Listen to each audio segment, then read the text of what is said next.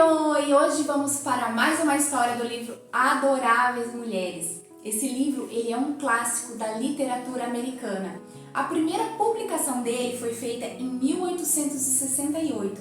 Ele conta a história das irmãs Meg, Jo, Beth e Amy, que viviam em um país muito frio e tinham que levar a vida o mais normal possível diante das suas condições financeiras. Quando o pai delas foi para a guerra, elas ficaram, as 4 irmãs mais a mãe, e tiveram que ter muita criatividade para viver.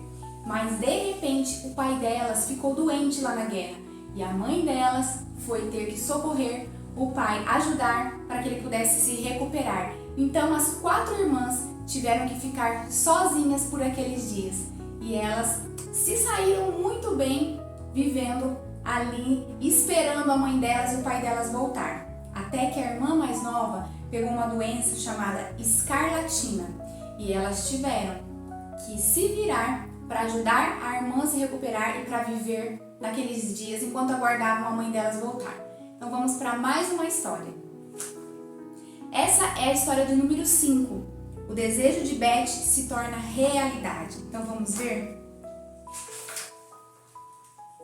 As garotas acharam o velho Sr. Lawrence um pouco assustador, mas depois que ele mandou chamar todas elas, disse coisas engraçadas e conversou sobre os velhos tempos com sua mãe, ninguém teve mais medo dele, exceto Beth. Laurie achou que aquelas ativas e vivazes garotas eram bastante amáveis. Ele estava cansado dos livros e achava aquelas pessoas tão interessantes agora que o seu tutor, o Sr. Brooke, era forçado a fazer relatórios não satisfatórios sobre o seu aluno, que estava sempre se fazendo de preguiçoso e correndo para a casa dos Mark. Não se preocupe, deixe-o tirar umas férias e recuperar os estudos mais tarde, disse o velho senhor. Que dias felizes eles tiveram! Jogos e passeios de trenó e esqui na neve, noites agradáveis no antigo salão e de vez em quando pequenas festas no casarão. Meg podia ir até o jardim sempre que quisesse. Jo folheava os livros da biblioteca para sua grande satisfação. Amy copiava os quadros da sala de estar e Laurie brincava de senhor feudal da maneira mais deliciosa. Somente Beth não conseguia criar coragem de ir ao casarão. Ela foi até lá uma vez com Jo, mas o velho, sem perceber como ela era tímida, disse olá, com uma voz tão alta que ela saiu correndo de medo. Depois daquele incidente, ninguém conseguia persuadi-la a ir até o casarão. O Sr. Lawrence, ao saber do que se passava, decidiu pôr tudo em pratos limpos. Numa de suas visitas, a Sra. Mark puxou uma conversa sobre música e falou de grandes cantores que ele tinha visto e de belos órgãos que tinha ouvido. Beth não conseguiu ficar em seu canto e foi chegando cada vez mais perto para ouvir a conversa. Ela ouvia por trás da poltrona do velho, de olhos bem abertos e bochechas vermelhas de excitação. Ele continuou falando sobre as aulas de Laurie e seus professores e então, como se tivesse a ideia naquele instante, disse à Sra. Mark: "O garoto não tem tocado muito e o piano sofre com a falta de uso. Será que alguma de suas meninas não gostaria de ir até lá e praticar um pouco de vez em quando, só para mantê-lo afinado?" Beth deu um passo à frente. A ideia de tocar naquele instrumento esplêndido fez que ela quase perdesse a respiração.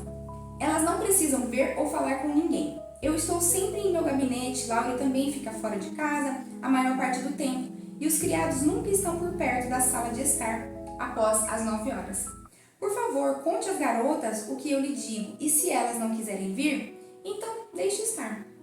Nesse instante, uma pequena mão pousou sobre a sua. Era a mão de Beth. "Oh, senhor, elas querem sim," ela disse, "querem muito. Você é a garota que gosta de música?" Ele perguntou gentilmente. "Eu sou Beth, eu amo muito a música e eu irei." Então, no dia seguinte, após observar o jovem e o velho partirem, Beth foi até o casarão. Entrou pela porta lateral e conseguiu chegar à sala de estar. Lá estava o grande piano. Até que, enfim, Beth podia tocar um instrumento. E logo esqueceu seu medo e tudo mais pelo prazer que a música lhe proporcionava. Depois daquele dia, ela se esgueirava pela cerca até o casarão quase todos os dias. Era como se a grande sala de estar fosse assombrada por um espírito melodioso que ia e vinha sem ser visto. Betty nunca percebia que o Sr. Lawrence geralmente abria a porta de seu gabinete para ouvi-la tocar, ou que Laurie ficava de guarda no saguão para manter os criados afastados. Ela nunca suspeitou que as novas músicas que encontrava no salão eram postas intencionalmente. "Mamãe, vou fazer um par de chinelos para o Sr. Lawrence", disse ela uma noite. "Ele é tão gentil comigo e eu devo agradecer-lhe por tudo. Posso fazer isso?" "Sim, querida", disse a Sra. Mark, "e isso vai agradá-lo muito. As garotas vão ajudá-la e eu vou comprar o material." Ela tinha um prazer especial em atender os pedidos de Betty, porque a pequena garota raramente pedia alguma coisa para si mesma. Então a estampa foi escolhida, os materiais comprados e começaram a fazer o chinelo. Violeta sobre um fundo azul escuro parecia perfeito, e Betty trabalhou nos chinelos de sol a sol. Ela era uma hábil costureira e logo eles estavam prontos. Então Betty escreveu uma pequena mensagem e, com a ajuda de Laurie, os colocou às escondidas dentro do gabinete do velho senhor numa manhã antes que ele acordasse. Na tarde do dia seguinte, Betty saiu para dar uma volta e estava retornando pela rua de sua casa quando viu 4 cabeças surgirem da janela da sala. No instante em que elas a viram, mãos acenaram e vozes gritaram: "Há uma carta do Sr. Lawrence, venha rápido e veja o que diz." Betty correu para casa e foi logo levada para a sala, todos dizendo de uma só vez: "Olhe lá, olhe lá." Betty olhou e ficou pálida de satisfação e surpresa, pois ali estava o pequeno piano de gabinete com uma carta colocada sobre o tampo lustroso endereçada à Sra. Elizabeth Mark. "Para mim?" engasgou Betty, apoiando-se em Jo. "Sim, é todo seu, meu bem", disse Jo. "Ele não é o senhor mais gentil do mundo? Abra sua carta, estamos morrendo de curiosidade de saber o que diz." "Você a lê, Jo?" disse Betty, sua voz tremendo. "Eu não posso." Então Jo abriu o envelope e, começando a rir, leu: "Senhora Mark, cara senhorita, como soa bonito, disse Anne. "Gostaria que alguém escrevesse para mim desse jeito." Então Jo prosseguiu: "Já tive muitos pares de chinelos em toda a minha vida, mas nunca um par que me caísse tão bem quanto o que você fez. Eles sempre me lembrarão o que é um presente gentil. E eu gosto de pagar minhas dívidas, então espero que permita a este velho senhor enviar-lhe algo que já pertenceu à pequena neta que ele perdeu. Com agradecimentos cordiais e desejos de felicidade, permaneço seu grato amigo, James Lawrence." "Aí está, Betty, é uma honra da qual você deve se orgulhar." Jo abraçou a irmã, que tremia de emoção. Laurie me contou da admiração que o Sr. Lawrence tinha pela pequena criança que morreu e que ele guardou todas as suas coisas com cuidado. "Pense nisso. E ele lhe deu o piano dela. Isso vem de você ter grandes olhos azuis e de amar a música." "Toque, querida", disse Hannah, que sempre partilhava das alegrias e tristezas da família. Assim, Betty experimentou o instrumento, tocando carinhosamente as lindas teclas brancas e pretas e apertando os pedais brilhantes. E todas concordaram que aquele era o piano mais perfeito que já tinham ouvido. "Você deve ir até lá e agradecer a ele", disse Jo, meio de brincadeira, pois sabia o quanto Betty era tímida.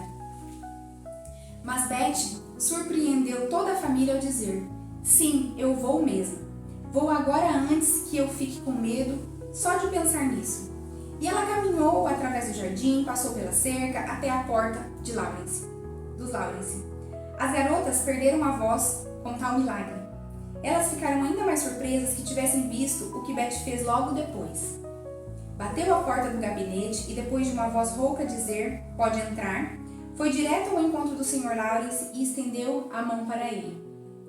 "Eu vim para agradecer-lhe, senhor, pelo..." ela começou. Mas não terminou a frase. Ela parecia tão amigável que ela esqueceu o que tinha a dizer e, lembrando apenas que ele havia perdido a pequena menina que amava tanto, lançou ambos os braços em torno de seu pescoço e o beijou.